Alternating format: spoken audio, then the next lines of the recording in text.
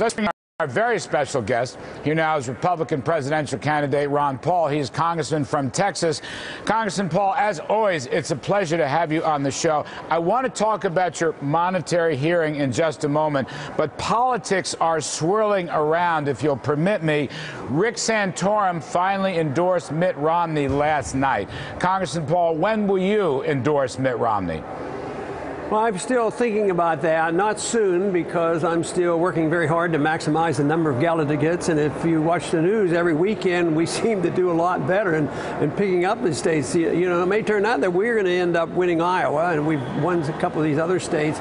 So I'm not thinking about that as much as what kind of a presence we'll have, how many people we're going to have there, and what kind of an influence we can have on the platform in Tampa. Well, there are a lot of reports that you're picking up delegates, particularly in these caucus states. But I want to ask you, I mean, what's the end game here? Do you want to try to deny Mitt Romney the nomination? Do you want to exact some policy or political price for your endorsement? Tell me the end game, sir.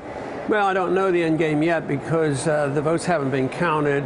No, my goal isn't a negative goal. That is to stop somebody. My goal is to do my very best and to galvanize the support I have, because you do know that we're getting tremendous turnouts. We can get from 4, 5, even up to 8,000 people on campuses, and they're very concerned and very worried. So I want to take that and make sure it comes out in a positive manner to change policy. So we're very much involved in policy. So the longer I'm in it, the more delegates we have, the more presence we have, the better chance we're going to have to return to sound money and a more sensible foreign policy, and maybe do something with this deficit one of these days. Have you spoken to Mitt Romney, particularly about your goals of sound money and the Austrian free market model? I would think Romney is sympathetic. I mean, have you spoken to him and said, Governor, I'd like to see these things in the Republican platform? Has that been going on?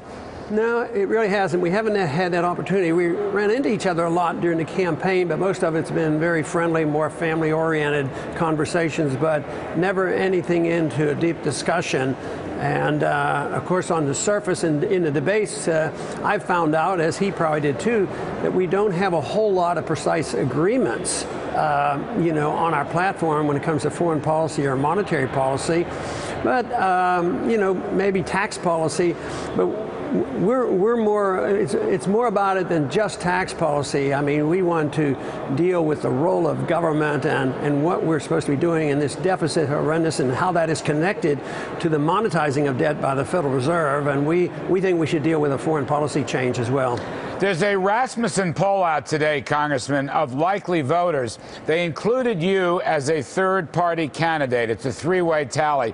Mitt Romney gets 44%, Barack Obama gets 39%, Ron Paul gets 13%. I ask this question, sir, because in our prior interviews, you have said to me quite plainly that you were not anticipating a third-party run. Is that still your point of view? Yeah, I don't have any plans for that. But I think the interesting thing there, if you extrapolate, it looks like some of my votes come from the independents and the Democrats, and they are all, the Republicans always worry, would he run third party, and what would it do to the party I have to endorse, because I don't want to ruin the Republican Party.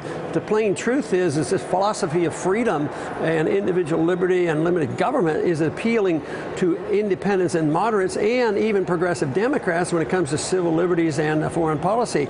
So there's nothing automatic about my appeal only being to Republicans. Quite frankly, I thought that was an interesting poll. The only thing is we've had a couple other polls where I do even a little bit better than that one. Let me ask finally on money and sound money and the dollar and gold. These are things that you and I both hold dear, as we've discussed down through the years.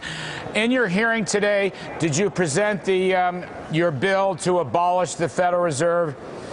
I did. We didn't concentrate on that because we had two other members of Congress, and we had a total of 6 bills to deal with. We had a broad discussion.